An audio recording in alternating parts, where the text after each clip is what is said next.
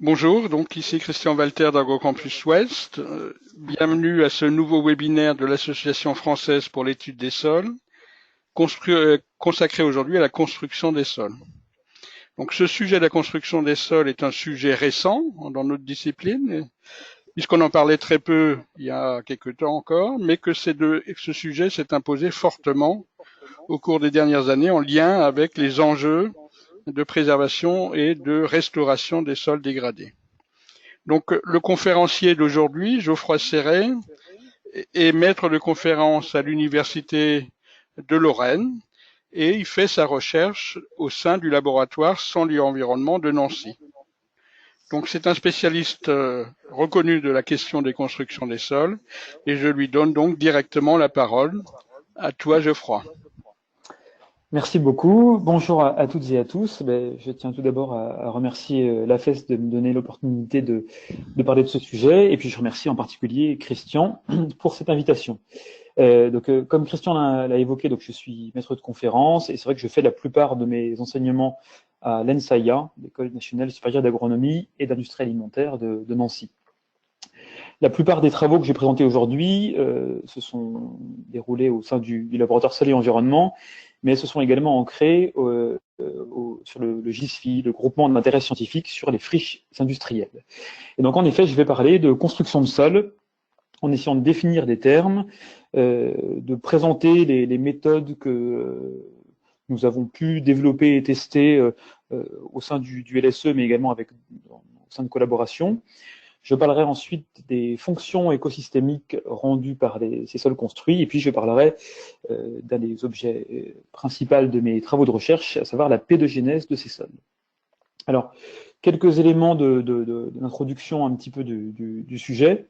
Je ne vais pas être très très long, mais je voudrais parler en premier lieu des sols urbains, parce que vous allez voir que l'émergence de ces pratiques de construction de sols sont très très liées aux propriétés et des sols urbains.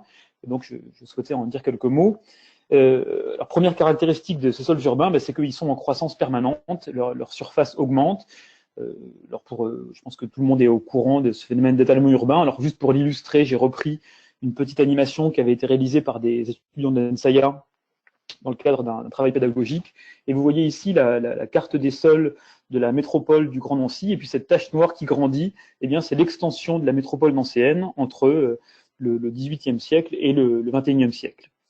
Ce qui montre bien, à une certaine échelle, l'augmentation des surfaces concernées par cette urbanisation. Deuxième caractéristique forte des sols urbains, c'est qu'ils sont très jeunes, très récents. Et ce graphique que vous voyez ici, qui présente les superficies des sols de la métropole du Grand Nancy, désolé, je prends encore un exemple très local de Nancy, cette évolution de la surface au cours du temps montre bien que les sols qu'on peut retrouver aujourd'hui sur le territoire de la métropole, eh bien, ils ont pour la plupart seulement quelques dizaines, voire maximum une centaine d'années. Donc ce sont des sols très jeunes. Troisième caractéristique forte, c'est que les sols de nos villes se sont très largement construits sur des matériaux de remblai, des apports de matériaux de remblai. Alors, ça, je dis souvent quand j'interviens auprès d'étudiants que lorsqu'on se promène sur un sol en ville, on a l'impression de marcher sur le sol naturel, en gros, qui s'est formé par altération de matériaux parangéologiques, il peut se trouver à plusieurs mètres, voire parfois même à plusieurs dizaines de mètres de profondeur. Et donc, c'est vraiment un élément qui est aussi très lié avec ce que j'ai évoqué précédemment, de dire que les sols urbains, ils sont quand même largement dominés par cet apport volontaire ou parfois involontaire de matériaux de remblai. Et on verra par la suite que ça impacte fortement leurs propriétés. Ces propriétés, justement, alors évidemment, on présente souvent ces différentes photos. Là, j'ai emprunté la diapositive à Jean-Louis Morel. Tous ces sols que vous voyez là, ces 9 profils de sols, on peut tous les retrouver en milieu urbain. Alors, je précise ici que quand je parle de milieu urbain, je parle des villes, mais par extension, je peux parler également des sols industriels. Et alors, ces sols sont classés ici selon un gradient d'anthropisation, c'est-à-dire d'impact grandissant de l'homme sur la nature, la composition et l'organisation de ces sols. Et on se rend compte qu'en effet, on a une très très grande variabilité, diversité. Et qu'en ville, dans les aires urbaines, on peut retrouver des sols qui sont finalement parfaitement similaires ou qui sont même des sols naturels, très très peu anthropisés, comme ce luvisol ici sur lequel s'est développée une forêt. On peut retrouver des sols marqués par des activités agricoles ou de jardinage. Et puis, plus on avance ici, plus on arrive vers des sols qui sont très marqués par les activités humaines. Et on retrouve ici, sur la droite de l'écran, justement des sols qui sont essentiellement constitués de matériaux de remblai, souvent des sols très minéraux. Alors, malgré cette forte diversité, si on doit essayer de décrire un petit peu les grands éléments de description de ces sols, ce qu'on peut dire, c'est qu'ils sont assez majoritairement, même si ce n'est pas le cas pour tous, mais ils sont quand même majoritairement caractérisés par une fertilité physico-chimique, voire même biophysico-chimique, qui est faible. Alors, j'en veux pour preuve, là j'ai repris des éléments issus de la thèse de Sophie Jouamel et publiée dans cet article de Jouamel et collaborateurs de 2016, où Sophie a réutilisé des bases de données du laboratoire Sol Environnement sur des sols urbains, ce que vous voyez ici, et industriels, ainsi que des sols de jardins urbains, et elle a comparé ces données avec des données issues du RMQS. En tout, ça fait plus de 2000 analyses de sols de surface. Et alors là, j'ai choisi de vous montrer aujourd'hui un élément qui est, de mon point de vue, assez caractéristique de la fertilité chimique des sols, à savoir le phosphore disponible pour les plantes. Et donc, on voit ici sur ce graphique que, évidemment, la concentration en phosphore disponible augmente depuis les sols forestiers jusqu'aux sols cultivés. On a un pic ici au niveau des sols de jardins urbains, parce que les jardiniers souvent apportent beaucoup d'amendements, voire même en excès. Et puis, on voit pour les sols urbains qui nous intéressent aujourd'hui, alors tout d'abord une grande variabilité, qui correspond à ce que j'évoquais par rapport à cette grande diversité, mais on voit aussi qu'on a une moyenne des sols analysés qui est relativement faible. Un autre élément de caractérisation, alors il y en aurait beaucoup, mais je ne vais pas être trop long, c'est également le pH. Alors ça, c'est quelque chose d'assez connu. On voit que le pH, depuis les sols forestiers jusqu'aux sols urbains, a tendance à augmenter. Et le fait est que les sols des villes se caractérisent assez nettement par des pH basiques, vous voyez, supérieurs à pas très loin de pH 8.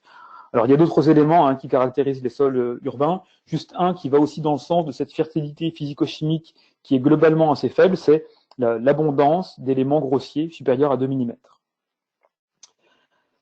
Donc, alors, aux caractéristiques, aux propriétés de ces sols urbains, on peut rajouter, alors j'ai repris aussi encore une fois un visuel qui avait été fait par des étudiants de l'ENSAIA, à cette fertilité limitée des sols urbains, s'ajoutent également des conditions, un environnement qui est plutôt défavorable, voire assez nettement défavorable au développement végétal, parce que dans les sols urbains cohabitent des réseaux, des fondations, des infrastructures qui vont souvent faire que globalement l'environnement urbain est assez majoritairement, je vais dire majoritairement parce que ce n'est pas systématiquement le cas, mais c'est assez majoritairement défavorable au développement végétal.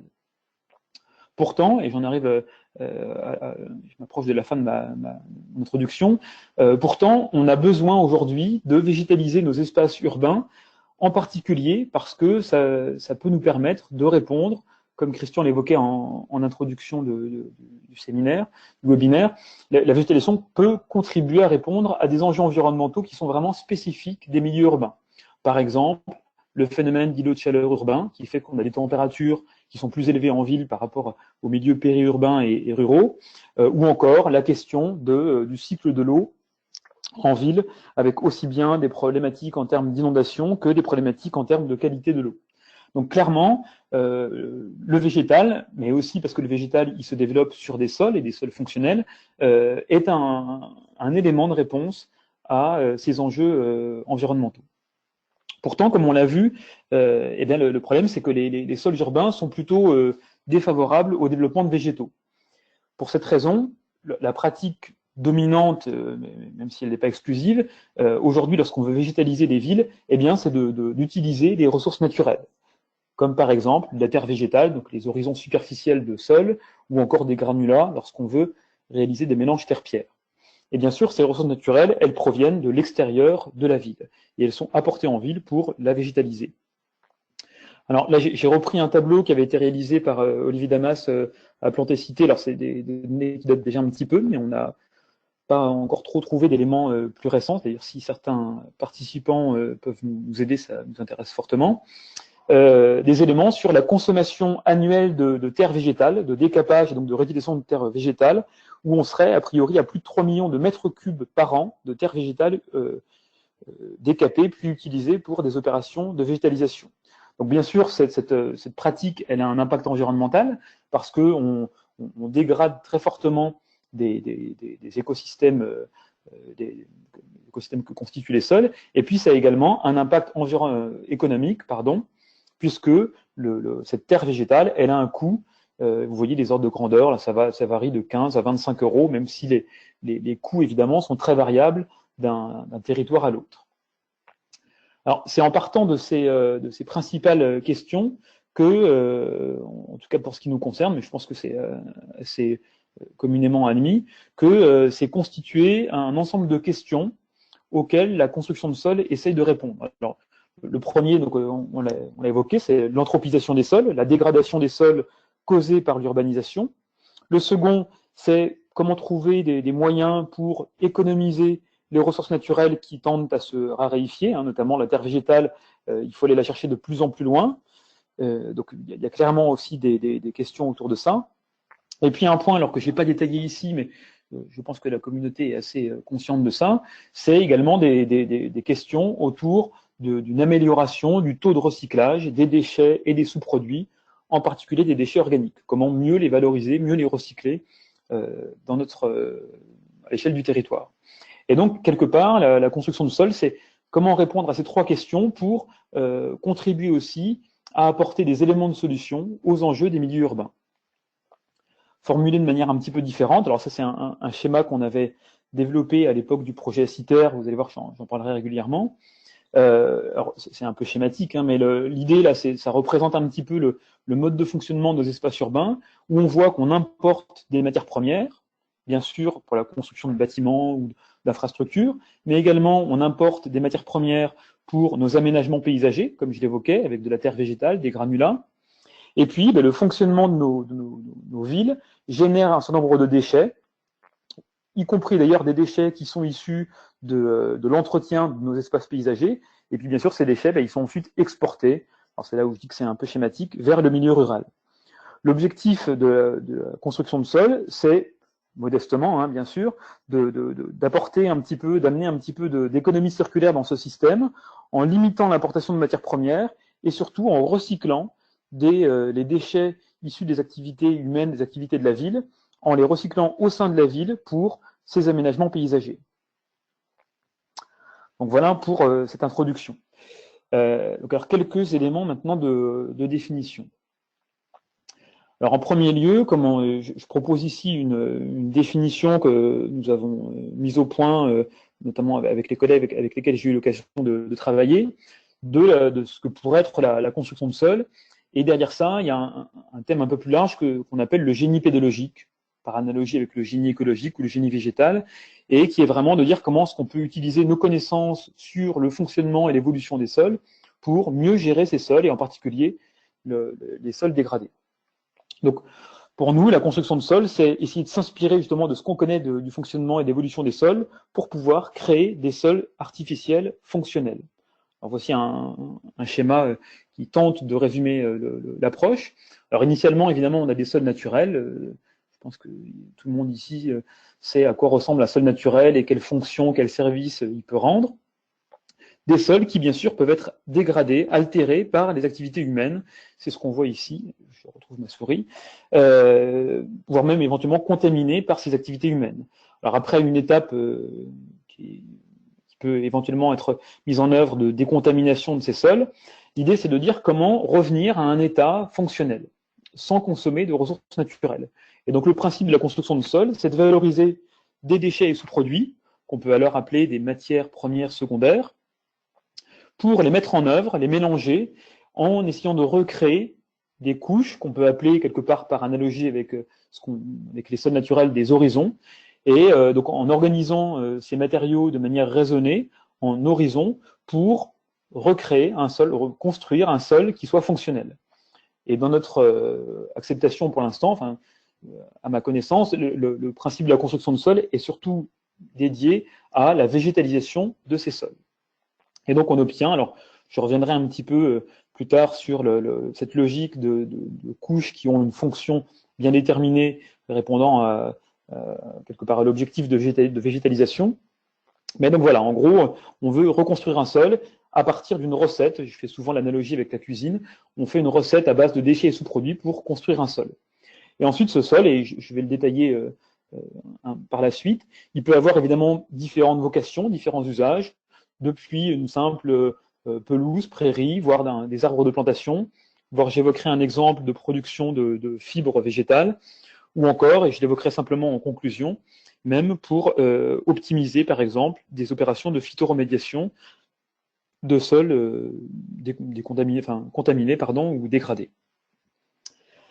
Alors, évidemment, le grand plaisir de pouvoir faire un webinaire à la FES, c'est de pouvoir parler devant des connaisseurs de classification. Donc, c'est ce que je vais m'empresser de faire, même si je ne vais pas rentrer trop dans le détail, pour essayer d'expliquer comment est-ce qu'on peut classer ces sols construits, ces sols artificiels. Alors, selon le référentiel pédologique français, très clairement, les sols construits sont des sols qui sont des anthroposols, car ils sont, comme vous pouvez le voir, des sols fortement modifiés ou fabriqués par l'homme.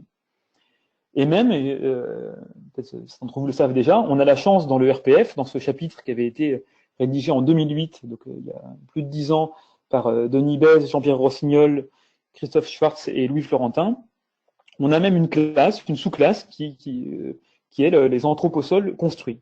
Alors, vous avez ici le schéma typique d'un anthroposol construit. Et vous allez voir, alors on peut lire ensemble comment c'est contenu dans cette définition la plupart des éléments que je vais développer par la suite, puisqu'on voit qu'un anthroposol construit, c'est bien le résultat d'une action volontaire de construction d'un sol en utilisant des matériaux technologiques qui sont considérés comme des déchets, et le but, c'est d'installer une végétation. L'objectif est d'obtenir un milieu susceptible d'accueillir rapidement et dans de bonnes conditions physiques, chimiques et biologiques, une végétation capable de jouer à la fois un rôle esthétique, un rôle de protection contre l'érosion éolienne et hydrique.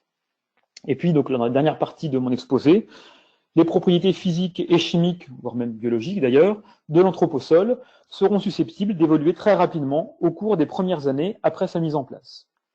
Donc ça, c'est la classification pour le RPF. Alors maintenant, au niveau international, il y a également la WRB, qui nous permet aussi de classer ces sols construits, sauf que finalement, vous allez voir que c'est beaucoup moins précis, puisque, alors très clairement, selon la WRB, les sols construits appartiennent au technosol. Alors j'ai repris ici la définition courte de technosol, qui sont des sols avec une forte influence humaine et qui contiennent des quantités importantes d'artefacts. Alors les artefacts, ce sont des éléments qui sont créés, fortement modifiés ou amenés en surface par l'homme. Et en fait, contrairement au RPF, il n'y a pas dans la WRB de sous-classe de technosol construit ou de constructed technosol. Alors, on avait proposé, nous, une définition dans un article de 2010, disant que les technosols construits sont, et tout à fait en analogie avec ce qu'on retrouve dans le RPF, des technosols qui résultent de la formulation délibérée de différents artefacts. Alors, à partir de là, je tentais un exercice de définition un peu plus précise. Alors finalement, ici, on a la classe large des anthroposols sur le RPF. Les technosols de la WRB sont en fait seulement une partie, enfin recouvrent seulement une partie de ces anthroposols, puisque vous avez dans la WRB également des anthrosols qui se font dans le RPF et qui font partie de la même classe. Et un point de clarification ici, qui est de dire que les anthroposols ou les technosols construits, selon le référentiel choisi, ne sont qu'une petite partie, bien sûr, des anthroposols et des technosols. Je dis ça parce que il m'est arrivé assez régulièrement d'entendre le terme technosol utilisé comme synonyme direct de sol construit, alors que vous voyez ici que ce n'est pas le cas, que les sols construits ne sont qu'une petite partie même de la classe des technosols. Un sol construit est un technosol, mais il y a de nombreux autres sols qui sont des technosols sans être construits. Donc voilà pour quelques éléments de définition. Maintenant, j'en arrive donc à la partie suivante pour essayer d'expliquer notre approche, notre vision, et peut-être qu'il y en aura d'autres qui pourront s'exprimer dans les questions, d'une approche pour construire des sols. Alors, le point de départ qui, de mon point de vue, est assez intéressant intellectuellement dans cette approche de construction de sol, c'est que elle permet d'appréhender le sol et l'usage du sol de manière très différente. En effet, à partir du moment où on construit un sol, eh bien, on peut imaginer et rêver du sol idéal pour un usage donné. Et je ne pense pas me tromper en disant que la plupart d'entre vous savent que un sol idéal pour un arbre, par exemple, aura des propriétés différentes d'un sol idéal pour une prairie ou pour une production alimentaire, par exemple potagère. Et donc, dans cette démarche de construction de sol, sachant qu'on part entre guillemets de zéro, on peut imaginer le sol idéal. Alors, pour expliciter un petit peu cette approche, je fais de nouveau référence à une production d'étudiants de l'école, de l'ENSEIA, où je leur avais posé simplement la question en disant, imaginez-moi, dites-moi quelles seraient les propriétés idéales, optimales, d'un sol pour faire pousser du chanvre. Et donc, vous voyez ici le fruit de leur travail. Et donc, l'idée, dans cette démarche de construction du sol, c'est bien de pouvoir adapter les propriétés du sol ou des sols au végétal qui va se développer sur ce sol.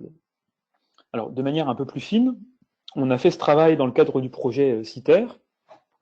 Je l'évoquerai par la suite, je donnerai les références, mais on a notamment publié sous la coordination d'Olivier Damas et d'Anaïs Coulon un livre en 2016 où nous avons réfléchi en termes de fonctions à quels étaient les niveaux de fonctions attendus pour 4 grands usages de sols végétalisés en ville, à savoir square et parc, arbres d'alignement, accompagnement de voies de circulation et des espaces naturels aménagés et avec un entretien faible.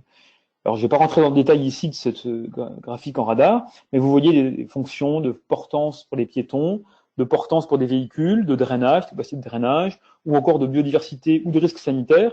Et vous voyez que derrière ce terme un peu flou de sol végétalisé, on a derrière ces 4 grands usages des niveaux de fonction attendus pour permettre le bon développement du végétal, mais également d'autres usages, des niveaux de fonction très différents.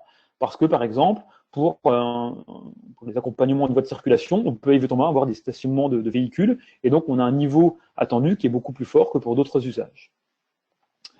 Donc, si on continue à réfléchir à comment est-ce qu'on peut traduire ce concept de un sol idéal pour un usage donné, on est allé un peu plus loin en disant, prenons les principales propriétés physiques, chimiques, voire biologiques des sols, et essayons de définir quelles seraient les valeurs optimales de ces propriétés pour un usage donné. Alors, vous voyez ici, alors je ne vais pas rentrer dans le détail, mais on a pris le tableau n'est pas complet, pour certains grands paramètres, propriétés comme la capacité d'échange cationique, à nouveau le phosphore, le pH, la teneur en matière organique. On a essayé de réfléchir à quels seraient, et vous voyez ici que dans le système, on a des systèmes de notes de 0 à 3, et puis des équivalences en termes de gamme de valeurs pour chacun des paramètres, et on a essayé de réfléchir à quelle serait la gamme de valeurs optimale d'un sol donné destiné à être support d'un usage donné. Et donc là, on arrive progressivement, à partir d'un point de départ qui est de dire, voilà l'usage que j'attends pour mon sol, à définir un ensemble de gammes de valeurs optimales pour ce sol à créer. Donc ça, c'est la première étape du travail. Alors, juste pour l'illustrer un peu, parce qu'il y a sur des propriétés attendues, et puis là, je suis désolé, je prends surtout des exemples de projets dans lesquels nous avons été impliqués, mais je citerai d'autres projets par la suite.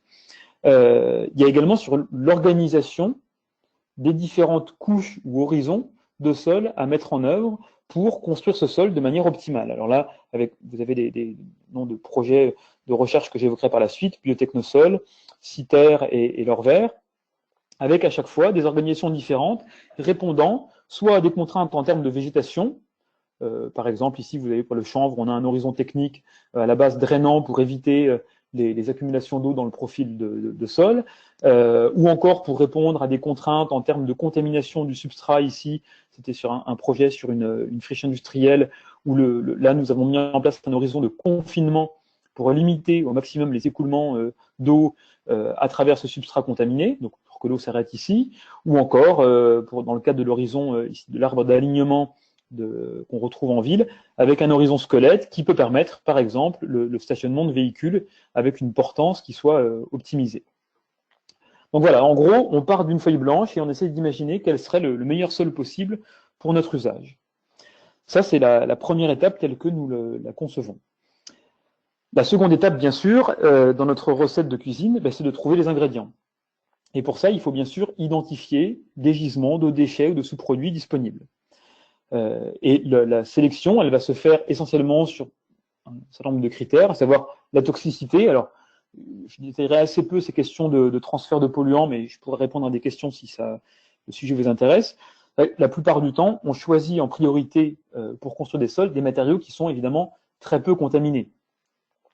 Mais il y a également des questions autour de l'état de ces déchets, solides, liquides ou pâteux, de leur niveau de fertilité bien sûr, éventuellement de leurs propriétés géomécaniques, de leur éloignement. Le but de ce procédé n'est évidemment pas de substituer à des ressources végétales des déchets et sous-produits qui auraient fait plusieurs centaines de kilomètres, mais également la disponibilité, l'importance du gisement.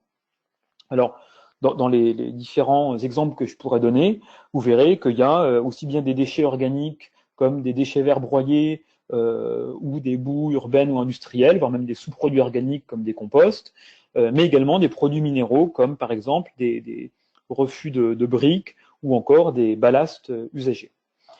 Et là, bon, c'est juste pour illustrer encore une fois un travail d'étudiant où on avait posé la question à nos étudiants de l'ENSAIA, si on veut construire un sol pour la métropole du Grand Nancy pour un aménagement d'espace vert, où pouvons-nous trouver des déchets et sous-produits présents localement et quelle est l'importance des gisements. Donc là, vous avez la localisation et on voit qu'il y a un certain nombre de matériaux susceptibles d'être intéressants à valoriser et à utiliser pour de la construction de sol.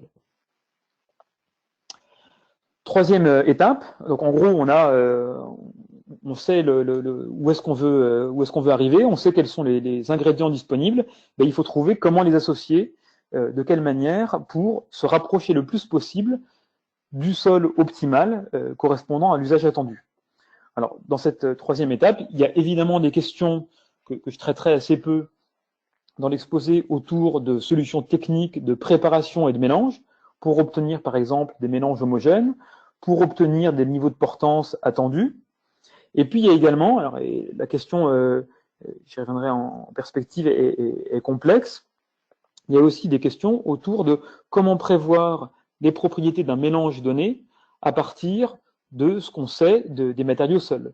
Alors, à ce sujet, si la question vous intéresse, il y a un article de Sarah Rokia et collaborateurs que nous avons publié, où nous avons développé des modèles qui permettent de modéliser, de simuler les propriétés d'un mélange de 2 ou 3 matériaux à partir de la connaissance des matériaux seuls. Donc là, vous avez un exemple pour la masse volumique apparente, mais on a également des modèles pour le pH, la CEC ou la teneur en carbone organique.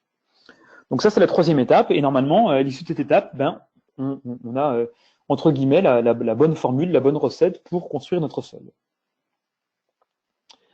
Alors, le fait est que là, je me suis pas mal orienté sur des questions techniques, mais dans cette approche, il est évidemment question de multiples critères à prendre en compte, et on essaie de résumer ça à travers un schéma qui est présenté dans l'ouvrage CITER, Créer des sols fertiles, où on voit qu'il y a, alors j'ai déjà pas mal parlé de la question de la correspondance entre l'usage attendu du sol et l'organisation des horizons et la composition des horizons.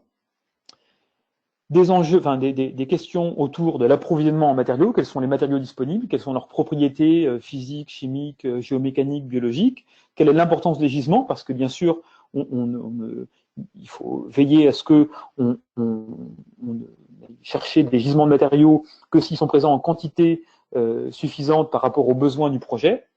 Mais il y a également des aspects qui sont liés aux questions socio-économiques. Alors dans le projet CITER, on s'était notamment intéressé à la question de l'acceptabilité, en particulier en milieu urbain, de l'usage de déchets et sous-produits, avec des résultats assez contrastés de matériaux à l'autre.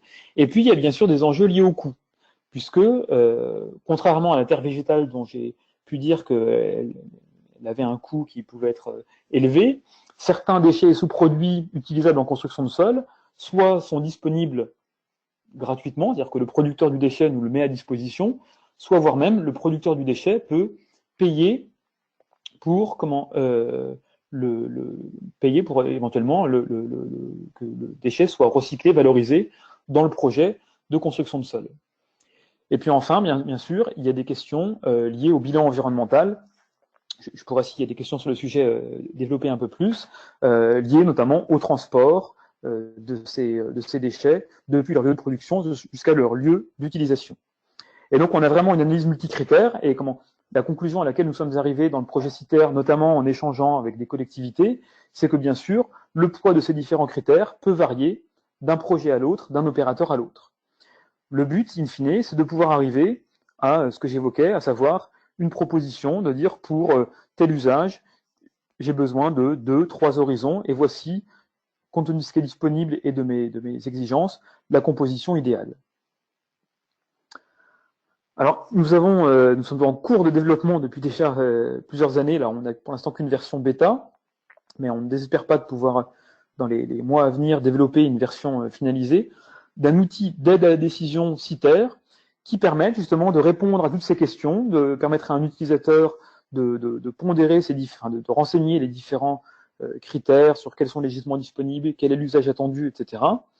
Et que, alors dans la version actuelle de l'outil, on peut déjà aboutir à une hiérarchisation, une classification des différents mélanges qui peuvent potentiellement être réalisés, du meilleur au moins bon, avec, dans la version actuelle, un petit tableau de bord pour chacun des mélanges, indiquant la nature, les proportions et la nature des matériaux utilisés dans le mélange, les sources de coûts, les propriétés de ces matériaux et éventuellement les impacts environnementaux. Malheureusement, je disais, on est encore qu'à une version bêta. Donc voilà pour cette deuxième partie. Alors, cette troisième partie, pardon. Quatrième partie, c'est bien sûr, alors d'accord, j'ai évoqué comment on pouvait construire un sol. Maintenant, la vraie question, c'est est-ce que ça marche? Donc, je vais évoquer ici des résultats autour de l'évaluation des fonctions écosystémiques qui sont assurées par différents types de sols construits. Alors, la première fonction considérée ici, qui est intrinsèquement lié au procédé qui est basé sur l'utilisation de déchets et sous-produits, c'est bien sûr le recyclage de déchets. Alors j'ai pris ici comme exemple le projet L'Or Vert, qui est un projet récent financé qui vient de se terminer, qui a été financé par l'Europe et la région Grand Est, où nous avons mis en place 2 parcelles de démonstration, 2 parcelles pilotes de sol construit, pour une surface totale de 2,5 hectares. Le but étant de produire, je le réévoquerai, de la biomasse énergie, mais également de la biomasse fibre. Et donc pour créer ces 2,5 hectares de sol construits, sachant que les sols avaient à peu près 1 mètre d'épaisseur, nous avons utilisé les quantités suivantes. Là, ce sont les quantités totales qui sont exprimées ici, et là, exprimées en tonnes par hectare. 17 000 tonnes de terre polluées qui ont été traitées par bioremédiation, plus de 10 000 tonnes de sous-produits de papeterie, plus de 3 000 tonnes de sédiments de dragage issus de voies navigables de France, et 400 tonnes de compost de boue urbaine provenant de collectivités voisines.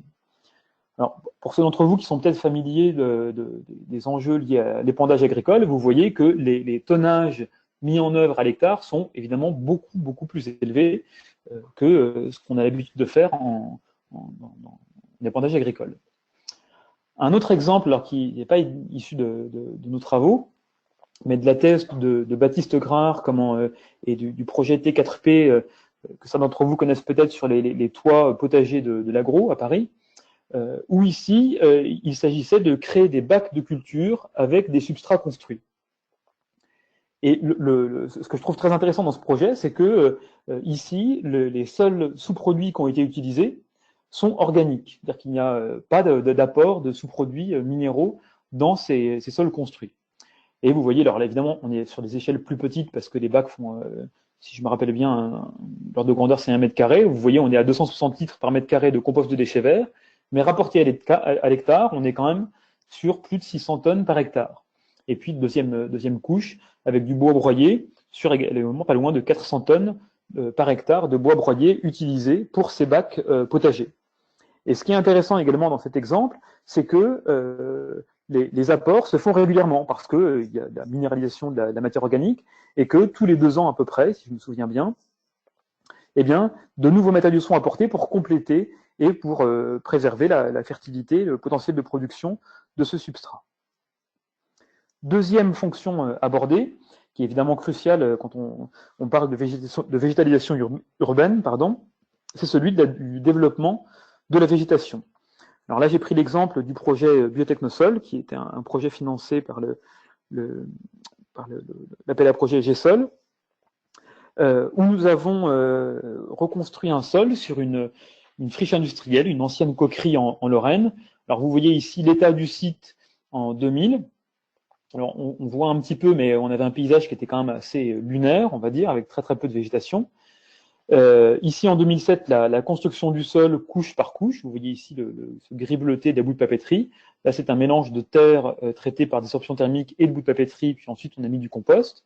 Puis l'implantation de la prairie et progressivement le développement de cette prairie qui fait l'objet d'un entretien assez extensif au cours du temps. Donc, premier résultat visuel simple, c'est que il a été possible, sur un sol construit uniquement avec des déchets et sous-produits, il a été possible d'implanter une prairie. Nous avons suivi également le développement racinaire de cette prairie en réalisant des profils pédologiques. Alors, également, dans ce cas-là, le profil de sol faisait à peu près 1 mètre d'épaisseur avec 3 horizons, comme je l'évoquais. Et vous avez ici, donc en raison des profils pédologiques, en même temps, on faisait des profils racinaires. Donc vous voyez qu'au bout de 3 ans, les racines atteignaient à peu près 50 cm de profondeur et recouvraient 30% de la surface du profil. Et puis très rapidement, au bout de 6 ans, pratiquement tout le mètre entier de sol construit a été colonisé par des racines, et les racines ont occupé une bonne partie de l'espace disponible. En termes de rendement maintenant, nous avons suivi des rendements. Alors j'ai également ajouté des données d'un profil de sol citaire qui servait pour un usage de square et parc.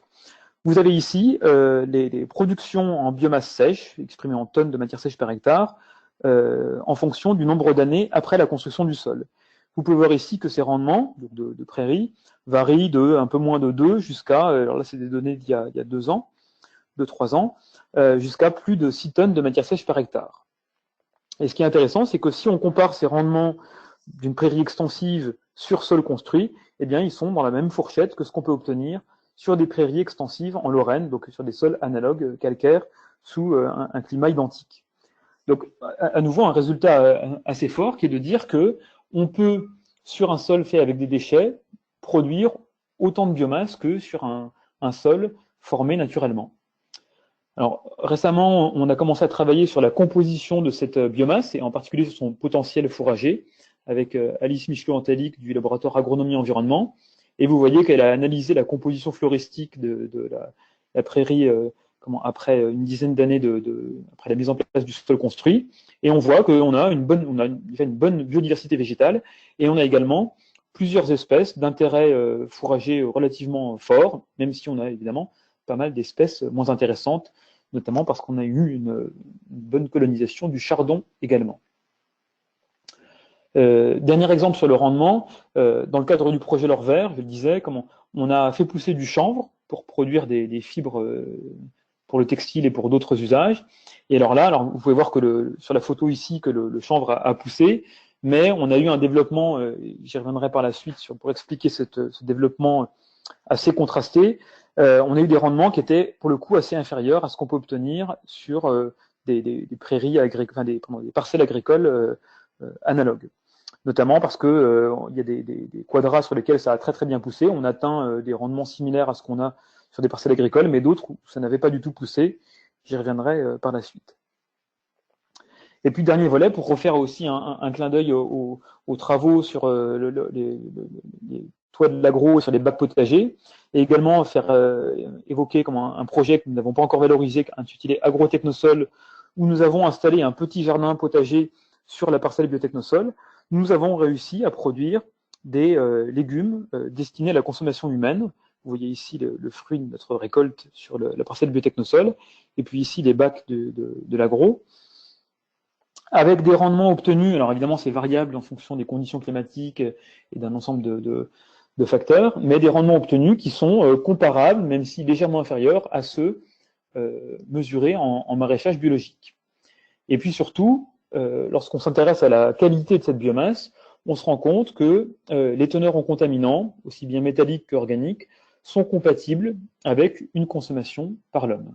Donc, il est également possible de produire de la nourriture sur des sols construits. Alors, je prends des précautions, hein, je ne dis pas qu'il est possible de le faire sur n'importe quel type de sol construit, mais sur des sols qui sont adaptés, notamment en termes de niveau de contamination ou de pollution, il est tout à fait possible d'envisager de produire de la biomasse alimentaire.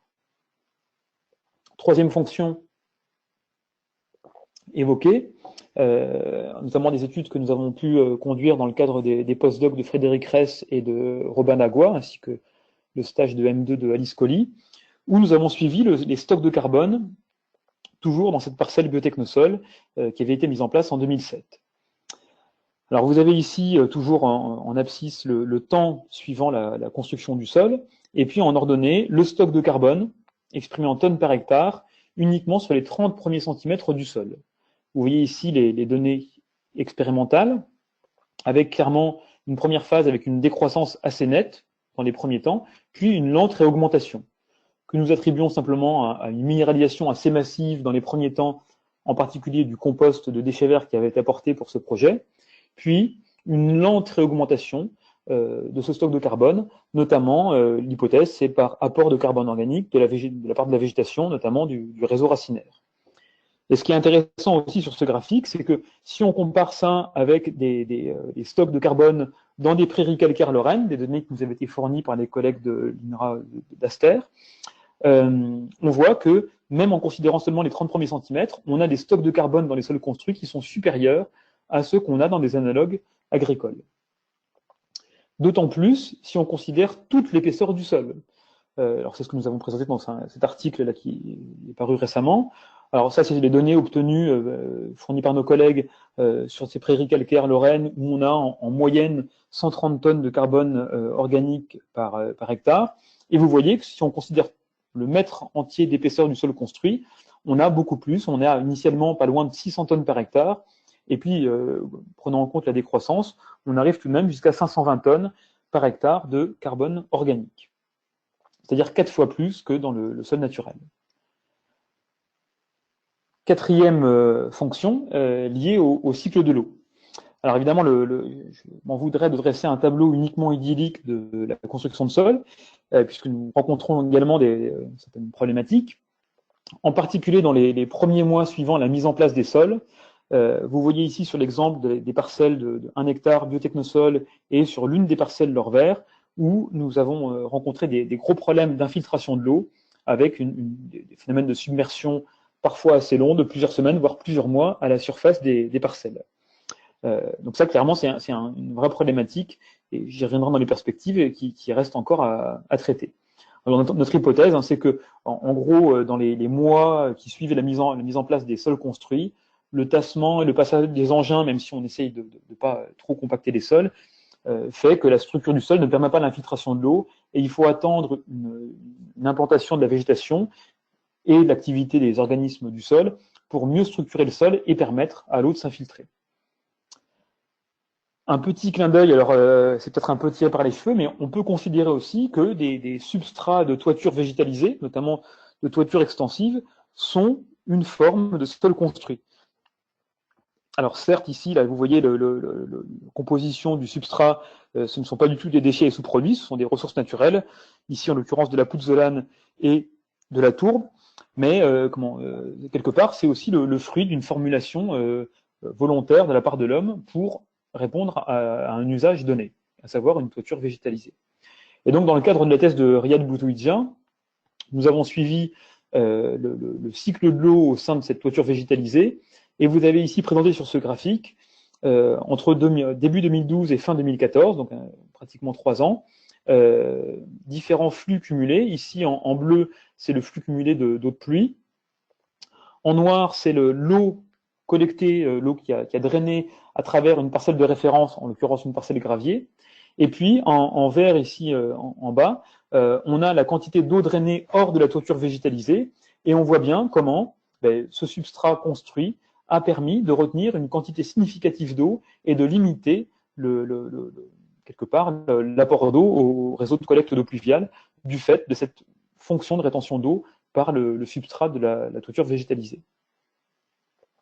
Dernière fonction abordée, alors là je fais référence à des travaux très récents de Charlotte Pruvot, qui a travaillé notamment sur les effets de l'apport de béton concassé et de compost sur la diversité et l'abondance de la macrofaune du sol. Alors vous avez ici différents, là vous avez ici le nombre d'individus, donc l'abondance en macrofaune du sol, et là la biodiversité, la diversité en macrofaune du sol. Et ce que vous voyez en bleu, c'est des terres de remblai, donc des terres d'horizon profond de sol, auxquelles on a ajouté ici du béton concassé, ici du compost de déchets verts, et là les deux mélangés. Et donc on voit bien que l'abondance en organismes augmente avec quelque part cette ingénierie pédologique. C'est assez net ici, même si vous voyez que la diversité de la macrofaune, elle, est similaire dans les différents traitements. Un autre exemple sur la biodiversité, et j'en aurais terminé avec cette partie, c'est les résultats issus du projet Biotechnosol, avec le rapport de Jérôme Cortet et collaborateurs qui est disponible, où notamment Jérôme avait suivi l'abondance en colembol hémiédaphique au cours du temps sur cette parcelle Biotechnosol et a permis de mettre en évidence un phénomène très très net. Alors au début, à T0, on n'avait pratiquement aucun organisme qui était présent sur la parcelle, et puis une colonisation progressive qui s'est faite par les bords de la parcelle, une colonisation centripète, jusqu'à arriver à un état relativement homogène au sein de la parcelle. Puis également quelques éléments. Là, vous avez l'abondance en colembol au cours du temps. Vous voyez que pour les colembols, c'est assez linéaire, assez rapide et assez linéaire. Par contre, des mesures qui avaient été effectuées par les collègues de Rennes sur les lombriciens ont montré une dynamique de colonisation complètement différente, avec pratiquement aucun ver de terre pendant les 2 premières années. On se demandait même s'il n'y avait pas quelque chose de bizarre. Et puis la 3e année, on a vraiment eu une explosion on a atteint jusqu'à pas loin de 400 individus par mètre carré. Donc voilà pour ces éléments sur les fonctions assurées par les sols construits. Dernière partie, sur le pédogénèse, que j'ai qualifié ici de précoce, des sols construits.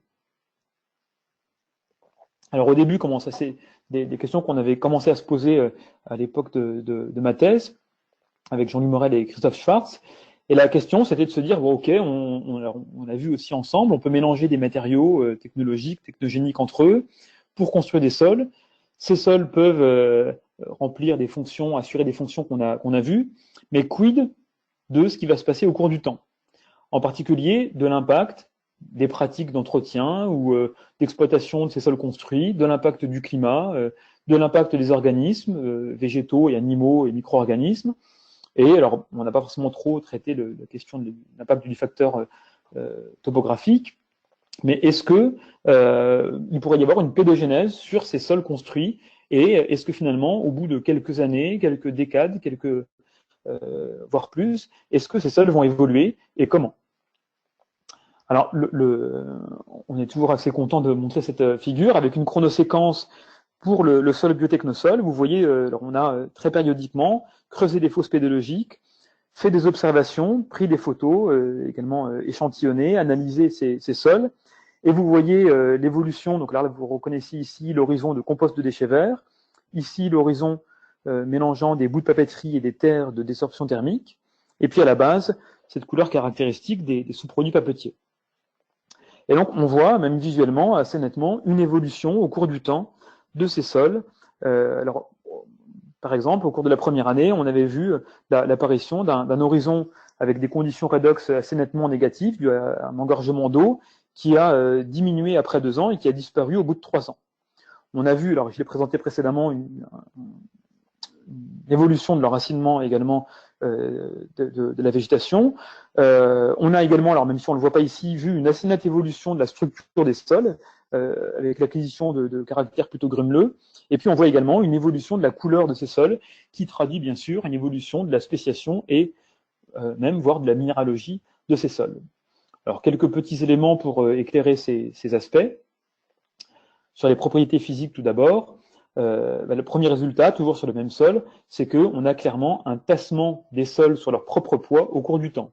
Là, vous avez un graphe avec les valeurs après 1 an, et puis l'évolution au cours du temps, ça c'est après 10 ans, et donc on voit clairement que, en particulier au niveau de ce deuxième horizon, on a une augmentation de la masse volumique apparente qui est très nette, qui reste faible, hein, même après 10 ans, elle est autour de 1,1, mais on a un tassement du sol sous son propre poids, qui se traduit notamment, alors ça c'est des mesures faites sur les 3 premières années, à l'interface entre la couche de compost et de mélange terre, bout de papeterie, une évolution également de l'architecture porale. Simplement, on a fait des mesures d'humidité saturation, d'humidité, la capacité au champ et au point de flétrissement, qui sont des proxys de la micro, méso et macroporosité, et on voit une évolution de cette architecture porale, avec notamment une diminution de la micro et de la macroporosité pour ce sol très précis. On a des résultats différents pour d'autres sols.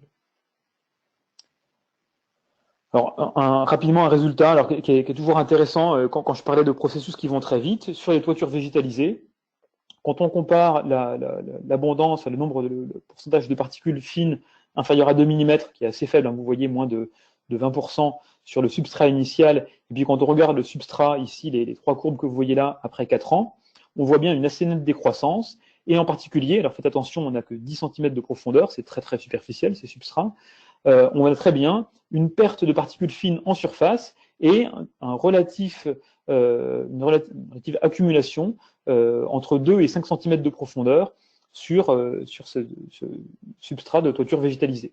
Avec, je ne détaille pas ici, un rôle primordial de la végétation, puisque le phénomène de lessivage est d'autant plus marqué sur le sol, sur le substrat qui n'est pas couvert par de la végétation, il l'est moins lorsqu'il y a des mousses ou des sédums. Dernier aspect sur la physique, je m'approche de la fin de ce webinaire. Des travaux réalisés avec ma collègue Françoise Watteau, qui a réalisé des lames minces et des observations en microscopie électronique sur les différents horizons du sol biotechnosol, du sol construit biotechnosol.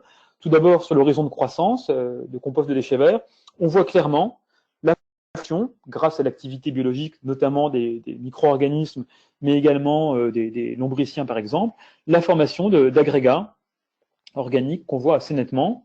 Quand on regarde un peu plus bas, au niveau du mélange bout de papeterie, terre thermodésorbée, on voit alors d'une part des traces d'activité biologique avec des pellets issus d'organismes du sol, et puis on voit également, ce qui est très intéressant, des associations de particules provenant des 3 matériaux parents. C'est-à-dire qu'on a à la fois des éléments provenant du compost de déchets verts, on voit un peu en gris ce qui provient des bouts de papeterie, et des éléments minéraux provenant de la terre thermodésorbée.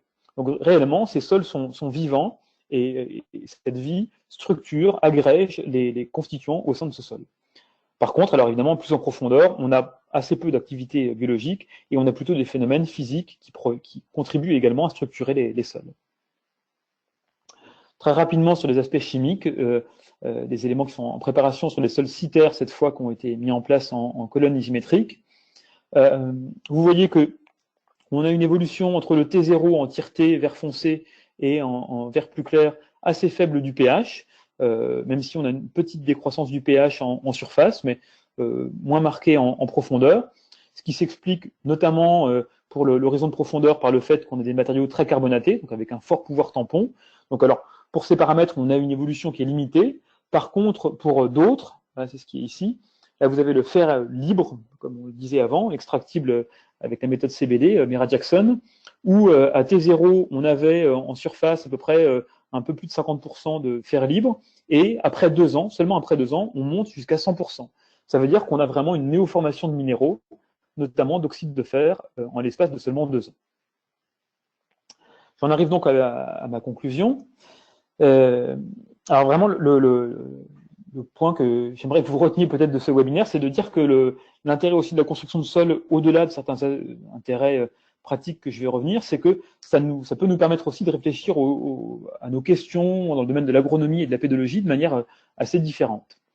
Alors premièrement, on l'a dit, un sol construit, on l'a vu, évidemment s'il est formulé de manière adéquate, il peut permettre d'assurer, de rendre des services écosystémiques de manière comparable à un sol naturel. Ça, c'est un exercice auquel on s'était prêté dans le cadre du projet CITER.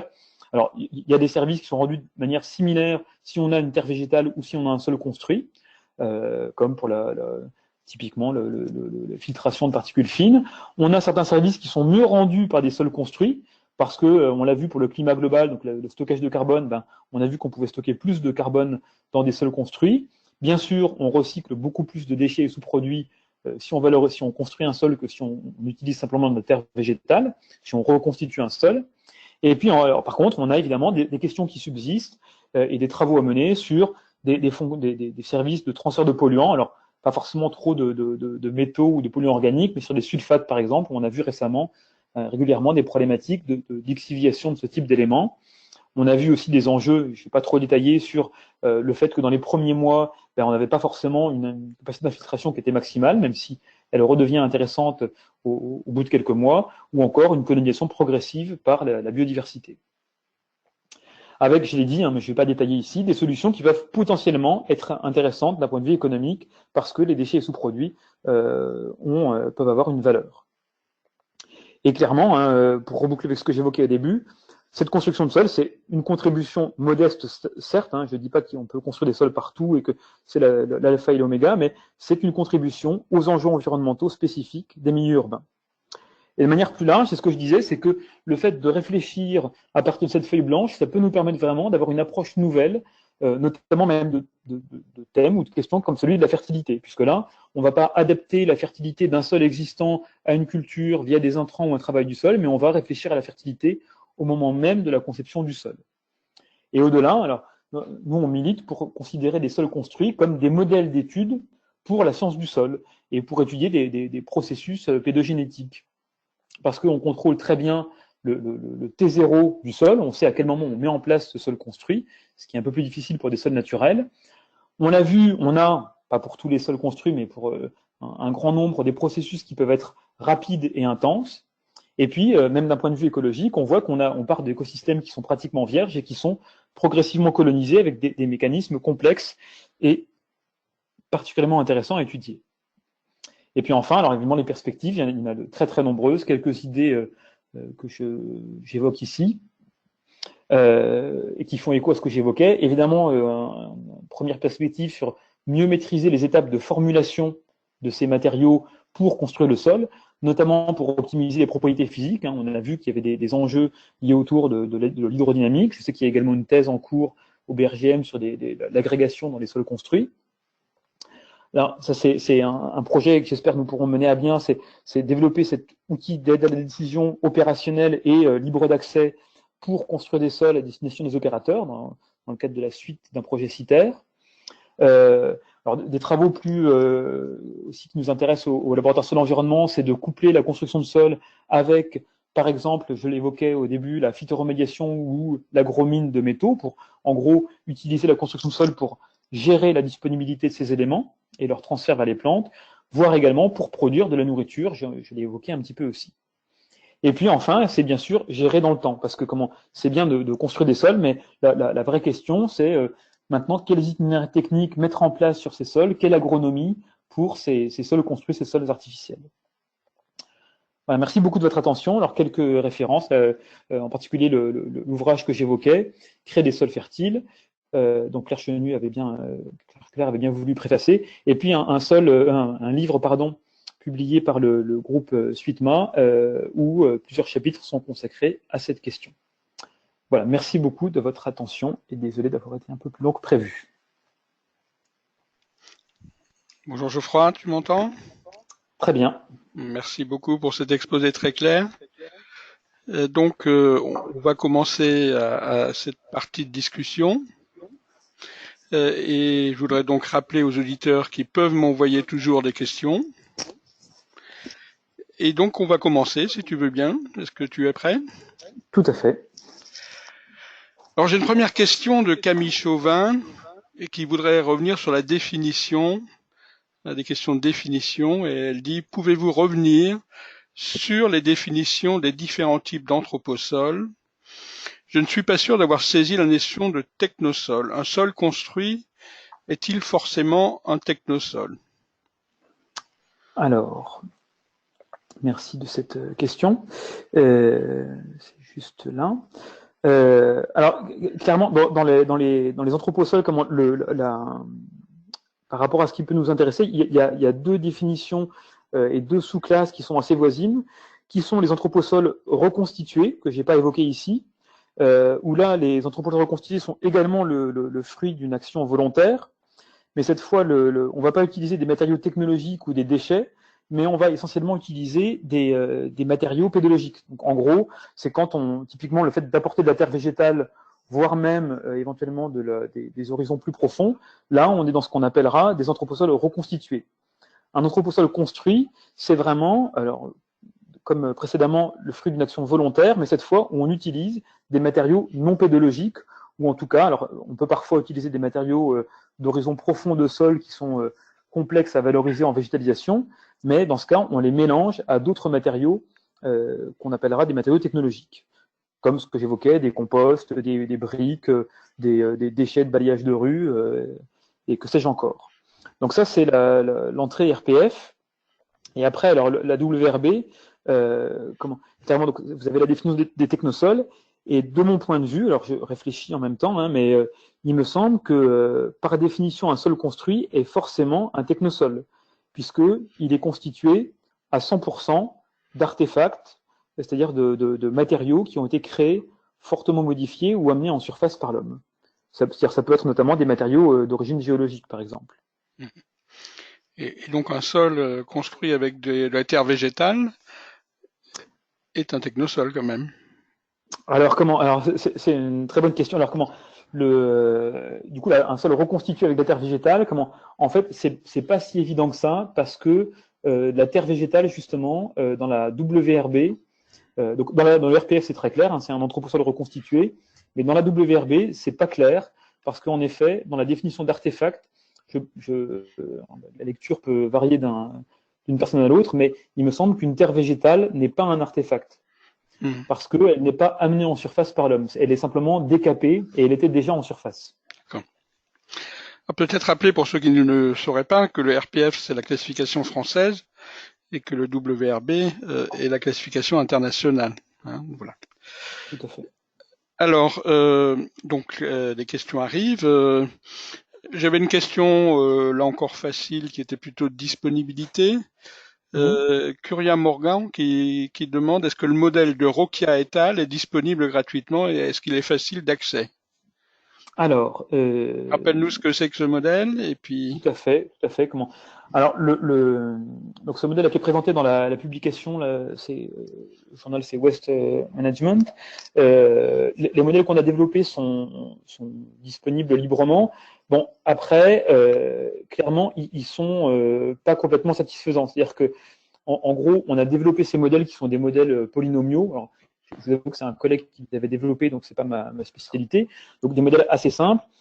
Ils fonctionnaient bien. Donc il y avait différents modèles pour les différents paramètres, c'est-à-dire qu'en gros il y avait un modèle pour la masse volumique apparente, un modèle pour la CEC, etc. Il fonctionnait bien pour les matériaux citaires que nous avons testés. Par contre, quand on a essayé d'appliquer ces modèles à d'autres matériaux un peu différents, avec des propriétés différentes, on s'est rendu compte que ça ne marchait pas forcément toujours très très bien. Donc clairement, là, quand je parlais de la nécessité de développer d'autres développements pour créer cet outil d'aide à la décision citaire, un des gros chantiers selon nous, là, on travaille sur ce sujet avec notamment Laure Vidal-Baudet d'Angers et Patrice Canavo, c'est d'améliorer cette partie modélisation des propriétés des mélanges à partir de ce qu'on sait des matériaux sols. Et là, il y a encore du boulot, quoi. Alors toujours sur la disponibilité d'outils, donc Thomas Barriot, peut-on accéder à l'outil de construction de sol en version bêta, ce pour un besoin de création de sol potager urbaine? Alors, merci pour la question. Malheureusement pas, parce que en fait cette version bêta, en plus, elle avait été développée par un des partenaires du projet CITER, et en plus, elle est, alors c'est pareil, là, on arrive dans les limites de mon domaine de compétences, mais dans le script de l'outil, notamment typiquement il y a des choses qui sont plus forcément à jour parce que il y avait des requêtes sur, par exemple, Google Maps pour pouvoir calculer les distances d'approvisionnement, etc. Donc, l'outil, la structure de l'outil existe encore, mais il est plus fonctionnel. Donc, on espère pouvoir faire ça dans les mois à venir, mais c'est pas encore opérationnel aujourd'hui, quoi. Ok. Alors, on va passer à une question un peu plus de fond. Laura Bessoua, pouvez-vous discuter du caractère inerte des résidus issus du secteur du bâtiment? Cette appellation implique que ces matériaux peuvent être placés en installation de stockage sans risque de pollution de l'environnement, mais cela n'est pas l'assurance qu'ils soient stables. et Ah oui, utilisable dans des conditions de végétalisation. Comment se passe merci. Attends, c'est pas Ouais. fini, là c'est long. Pardon. Comment se passe l'homologation de tels matériaux? Comment fait-on la preuve de leur innocuité pour un usage en maraîchage, par exemple? Ouais, merci beaucoup pour cette question. Alors là, c'est une question vraiment complexe et nouveau très intéressante. Je dissocierai les deux volets. Alors après, peut-être qu'on pourra reparler des aspects homologation réglementaire qui sont assez complexes également. Mais clairement, alors dans les, comme je l'évoquais, dans les matériaux qu'on a pu tester, notamment, on a utilisé des bétons qui sont typiquement des matériaux de démolition, et on avait aussi des matériaux issus de déconstruction, donc des mélanges de matériaux de déconstruction. Et là, clairement, on a. Alors peut-être qu'au sens des centres de stockage de déchets inertes, ces matériaux peuvent être inertes, mais quand on les met dans les sols, clairement, ils ont un impact assez fort, notamment même sur le béton, sur le pH. On voit dans les tests qu'on a fait, alors ça dépend des proportions, mais à partir du moment où on met plus de 20% de béton, on arrive à des pH qui peuvent vite atteindre 9 et au-delà, quoi.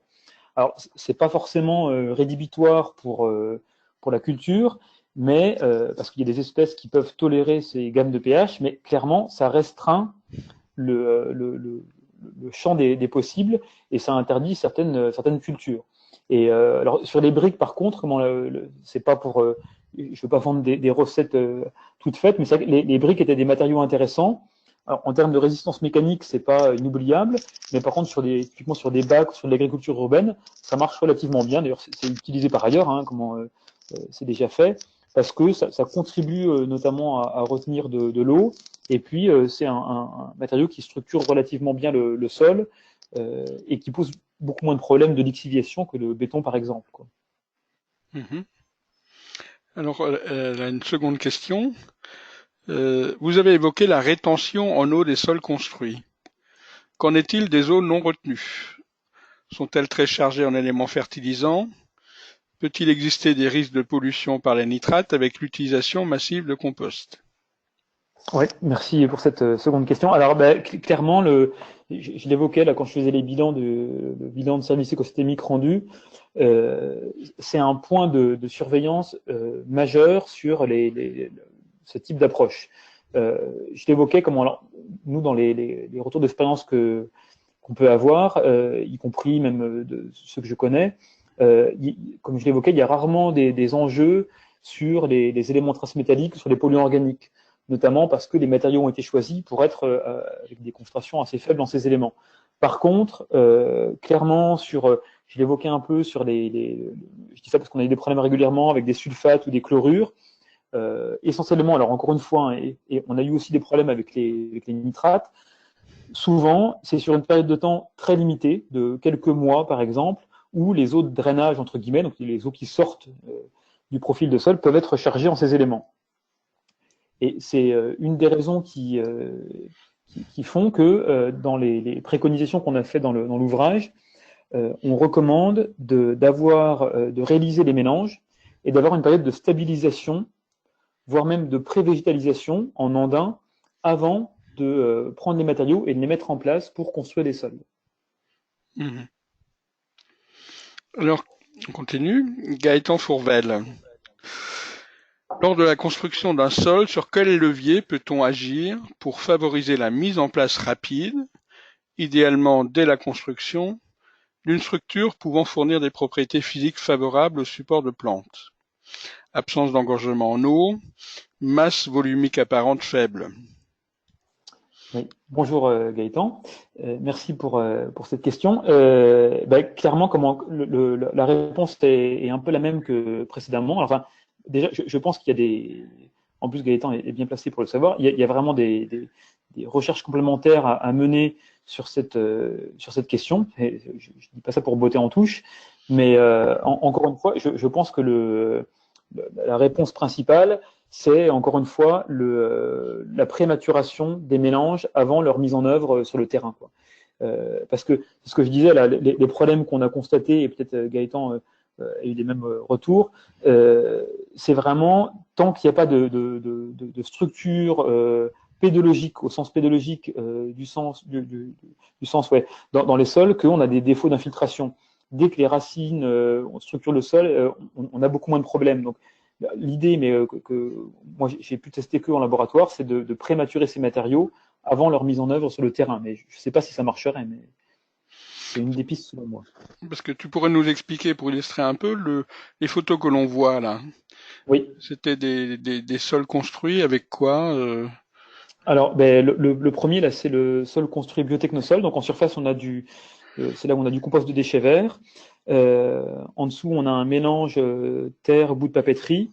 Et puis, en dessous, on a une couche de bout de papeterie pure. Et là, ce qu'on voit, c'est une saturation complète du profil. C'est-à-dire que l'eau est retenue au sein du profil. Notamment, alors, les bouts de papeterie, sont très intéressantes. On les a pas mal utilisées dans nos projets parce que elles ont des propriétés de rétention en eau qui sont intéressantes sur le long terme, parce qu'elles permettent de retenir de l'eau disponible pour les plantes, mais dans les premiers temps, elles conduisent vraiment à une rétention en eau plutôt défavorable. En particulier, là, c'était à la sortie de l'hiver, et qui fait que l'eau ne s'écoule pas hors du sol construit, quoi.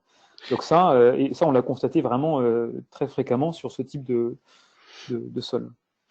Et donc ce qu'on voit là, c'est pas des problèmes d'infiltration, mais bien un sol saturé sur toute son Ouais, ouais, épaisseur. ouais. Ouais, oui, oui, c'est pas lié à une croûte de battance ou à quelque chose comme ça, hein.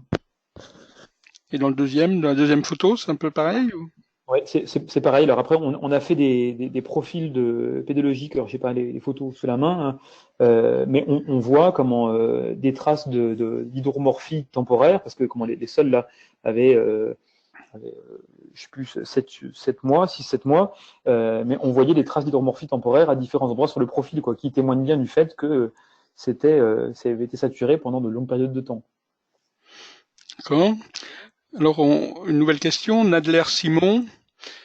Tu nous as montré à un moment donné que les stocks de carbone étaient nettement plus élevés dans un technosol que dans un sol naturel.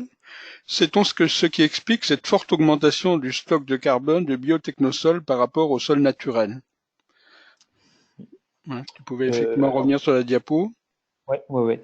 Ben, la réponse est simple, hein, comment elle est dans la nature des matériaux parents qu'on a choisi d'utiliser. Là, dans ce sol, là, donc, il y a 10 centimètres de compost, c'est-à-dire c'est compost peut-être 60-70% de matière organique. Là, on a un mélange terre thermodésorbée dans lequel il y a très peu de matière organique, mais avec des bouts de papeterie.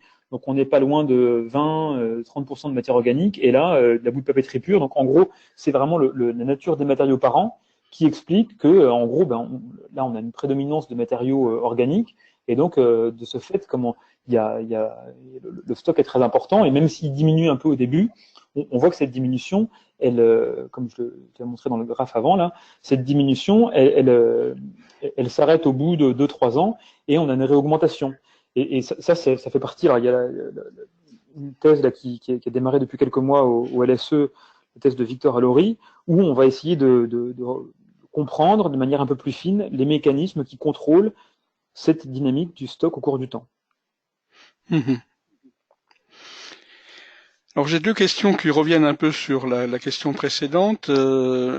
Thomas Barriot, est-ce qu'il a été envisagé d'utiliser des solutions d'infiltration type drain agricole? Est-ce que, Ouais. grosso modo, face à, oui, Ouais. est-ce que le drainage de ces situations Alors, ouais, merci pour la question. Alors, sur cette molécule-là, il n'y avait pas de drain agricole. Sur celle-ci, alors, il n'y avait pas une grosse densité de drains parce que notre but n'était pas de drainer la parcelle, mais était de collecter des eaux de drainage, mais il y avait des drains. C'est ce qui fait d'ailleurs que là, les phénomènes de submersion, dans le premier cas, pendant que je retrouve dans le premier cas, ça a duré 3 mois. Là, ça a duré pratiquement 8 mois. Donc, j'imagine que les drains ont aidé à résorber ça. Euh, donc voilà. Alors après, le problème, c'est que il faudrait entre guillemets, alors je suis pas spécialiste de la question, mais il faudrait pouvoir drainer dans les premiers mois qui suivent la mise en place, mais après faire en sorte que les drains soient plus fonctionnels parce qu'on en a plus forcément besoin. Mhm. Et une autre question toujours le même sujet, Laura Bessoua, pardon. Comment imaginez-vous cette prématuration de mélange concrètement sur site? Parce que effectivement, on peut imaginer qu'il y a quand même des quantités importantes. Comment fait-on concrètement pour prématurer? Est-ce que la solution que tu as évoquée tout à l'heure? Oui. Merci pour la question. Alors, j'avoue que en ce qui nous concerne, peut-être que certains ont des éléments de réponse. Nous, on l'a pas testé en conditions réelles. On a juste fait des tests en conditions contrôlées en laboratoire, en, en végétalisant les mélanges et en apportant des lombricus terrestris et en couplant les deux, végétation plus lombricien. Et en gros, l'idée, et ce qui est apparu, c'est que les deux, en gros, l'inoculation de verre plus la végétalisation, ça avait tendance, on a fait après des mesures de Sarah Roquia aussi avait fait ça, et puis je me demande si Gaëtan en a pas fait aussi. Cette prématuration, donc alors ça avait duré pas très longtemps, on a fait 1 mois et demi, permettait vraiment d'améliorer la stabilité des agrégats et même la porosité, la macroporosité des sols. Mais après, j'avoue que nous, on n'a pas encore travaillé sur l'échelle taille réelle, quoi. Mhm. Alors, encore une question pratique, hein, Curien Morgan, comment prévoir l'affaissement de terrain? Le quantifier en fonction de matériaux utilisés de leur mélange? Point d'interrogation. Eh ben, très bonne question. J'avoue que ça fait partie des. Je remets juste voilà, l'évolution de la masse volumique apparente. Alors, j'avoue que j'ai pas de réponse vraiment claire à apporter parce que on n'avait pas anticipé l'importance de ce tassement et en fait on l'a pas vraiment mesuré. C'est-à-dire que vu qu'on n'avait pas anticipé, alors en gros les courbes que vous voyez là, c'est le fruit de mesures sur des profils de sol, mais on n'a pas à un endroit donné de la parcelle suivi la cinétique de tassement au cours du temps. Donc j'ai pas vraiment d'éléments concrets. Alors c'est sûr que les seuls éléments de réponse que je peux apporter, c'est encore une fois au niveau de la formulation, c'est-à-dire d'apporter alors là je sais pas d'exemple sous la main, mais d'apporter un élément squelette, comme par exemple un substitut de granulats, pour avoir un squelette fixe qui va limiter le tassement. Ça c'est un des éléments de réponse. Et l'autre élément, c'est la mise en œuvre, donc la compaction des différentes couches du sol construit au début pour aboutir à quelque chose qui limite le tassement ensuite, quoi. Mhm. Alors je continue. Marion Tétégan, quel intérêt et avantage à utiliser de la tourbe pour la conception de technosols? Et quel type de tourbe? Alors, j'ai évoqué les tourbes dans le. Merci pour la question. J'ai évoqué l'utilisation de tourbes dans les substrats de toiture extensive. Et on n'en a jamais utilisé dans des sols construits à proprement parler, parce que quelque part pour nous ça n'aurait pas forcément de sens, vu que l'objectif premier c'est de valoriser des sous-produits ou des déchets. La tourbe c'est un matériau noble, il y a des utilisations beaucoup plus donc voilà, c'est pas une réponse complète. Et le reste, alors par contre, ça peut être intéressant parce que a priori, c'est un potentiel de dégradation de mineralisation assez limité. Mais néanmoins, ce qu'on voit avec, par exemple, les bouts de papeterie, qu'on a utilisés, elles se sont dégradées très très lentement et même en profondeur, elles se dégradent pratiquement pas. Donc, je pense qu'on peut trouver des substituts à la tourbe qui seraient des déchets ou des sous-produits aussi intéressants en termes de fonctionnalité.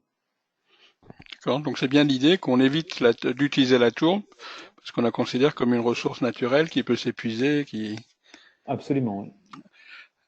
Parce qu'elle a une question assez précise. Dans un contexte de chemin minéral en tourbière, est-il possible de créer un technosol en milieu humide? L'objectif étant un retour de couvert végétal sur les zones minérales tassées par le passage d'engins mécaniques. Ok, alors là, en effet, c'est une question très précise. Après, dans ce cas très précis, je pense que le fait que qu'on soit en milieu humide, je pense pas que la logique reste la même. Enfin, moi, je reste toujours sur le point de départ que j'évoquais, qui est de dire on réfléchit à l'usage du sol et aux fonctionnalités attendues du sol, et puis après on conçoit le sol idéal pour répondre à l'usage. Et donc là, dans l'objectif qui est évoqué, je pense on peut tout à fait considérer ça comme ça. et appliquer la même logique que ce que j'évoquais, en sachant qu'on a un gisement de matériaux qui est là, pour le coup disponible sur site, qui serait la tourbe, qui peut être valorisé en association, par exemple, avec d'autres matériaux qui, eux, peuvent venir d'ailleurs. Mais voilà. Mhm. Alors, on voit peut-être des questions un peu plus générales, ou alors qui sont moins de l'ordre de technique de constitution de sol construit. Compte tenu des coûts et des dépenses énergétiques, tonnes de matériaux, substrats, résidus, transports associés à la construction de ces sols, peut-on encore parler d'écologie? Donc ça, c'est Nadler Simon qui pose cette question. Ah ben, merci beaucoup pour cette question. Alors, j'avais préparé une diapositive pour aborder ces aspects, qui est enfin, j'ai envie de dire, qui est vraiment une question cruciale et à laquelle je pense on doit s'intéresser avant de mettre en œuvre ce type de projet. C'est-à-dire que c'est pas parce que tout à fait dans la logique de la question qui a été posée, c'est pas parce qu'on peut pas dire, c'est pas parce qu'on recycle des déchets qu'on peut forcément conduire à tout prix ce type d'opération qui peuvent avoir un impact qui est quand même significatif. Notamment, enfin là j'en veux pour preuve là le projet que j'évoquais, je sais plus où voilà, le projet que j'évoquais, l'Orvers. Vous voyez les tonnages, on a quand même amené pas loin de 30 000 tonnes de matériaux par camion sur cette friche industrielle pour la réhabiliter. Donc c'est sûr que c'est un impact écologique qui est très très important. Alors il y avait la thèse de Jérémy Là, Rodriguez. Ouais. juste sur l'Orvers, là, pourquoi vous avez réhabilité, là? C'était un site pollué, là. Alors c'était un site de coquerie, alors qui a été dépollué, mais en fait la dépollution alors on voit là alors évidemment bon, les engins sont passés, mais enfin on voit aussi l'aspect du sol. En gros, le sol est dépollué, mais il est dépollué. Ça ne veut pas dire que on a un sol fertile, c'est-à-dire qu'on a encore c'est des matériaux de remblai issus de l'activité de coquerie qui ont été souvent dépollués par des procédés thermiques un peu violents. Donc on a en gros on n'a plus de sol fonctionnel. Donc d'où l'idée pour nous de recréer un sol, de reconstruire un sol par-dessus pour pouvoir en surproduire de la biomasse qui pourrait être valorisable.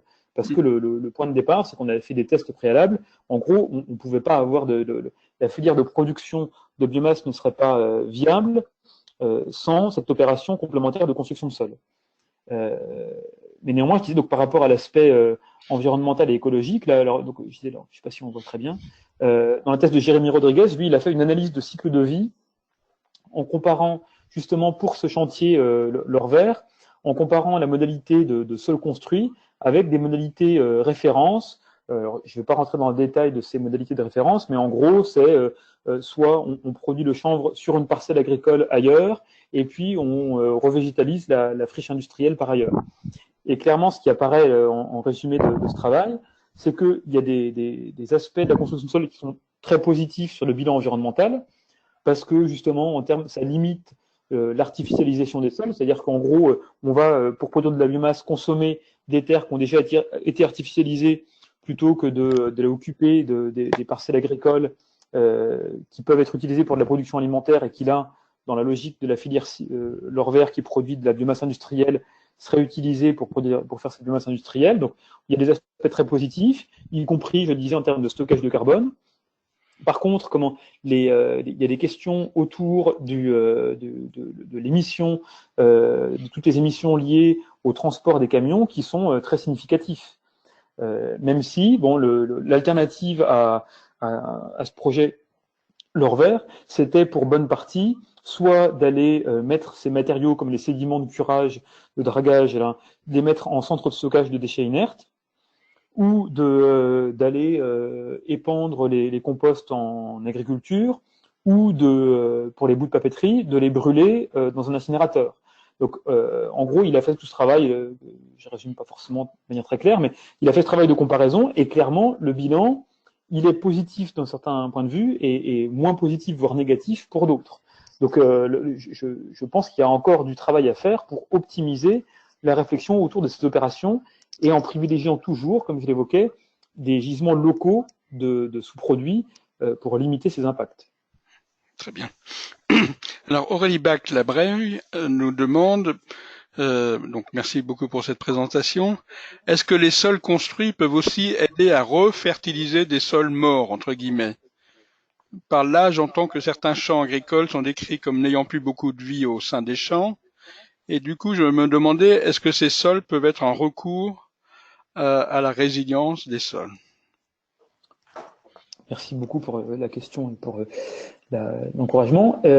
Alors, clairement, sur l'adaptation au contexte agricole, je suis partagé parce que c'est vrai que les situations dans lesquelles nous, on a été amenés à travailler, c'était vraiment des cas extrêmement dégradés, comme des friches industrielles où je montrais des photos. Là, on a vraiment je sais même pas si c'est des sols, mais enfin, c'est des apports de remblai. Donc, on part même pas d'une base de sol agricole dégradé. Où là, ça peut se justifier. Je suis pas sûr que dans le contexte agricole, et notamment, parce que là, vous voyez même les ordres de grandeur de surface que j'évoque, c'est souvent, alors même si c'est des opérations pilotes, mais on est sur des opérations de quelques hectares maximum. On n'est pas encore à l'échelle agricole qui peut impliquer des surfaces beaucoup plus grandes. Moi, je pense que dans le cas de ces problématiques de dégradation des sols agricoles, il y a peut-être des réflexions à avoir déjà en termes d'apport d'amendements, même organiques, ou d'opérations un peu moins intensives pour tenter de restaurer ces sols avant d'aller vers là c'est vraiment la grosse artillerie quoi. Quand on construit un sol, c'est des opérations de chantier lourdes quoi. Ok, d'accord. Alors Philippe Piron dit d'abord que on devrait parler de construction pour l'ensemble des sols agricoles dans leur intégralité. Est-ce que tu partages cet avis? Merci pour la remarque. Ben, je suis pas sûr parce que même si on rattaché à la définition du RPF, comment la construction de sol, c'est vraiment l'action délibérée d'apport de matériaux.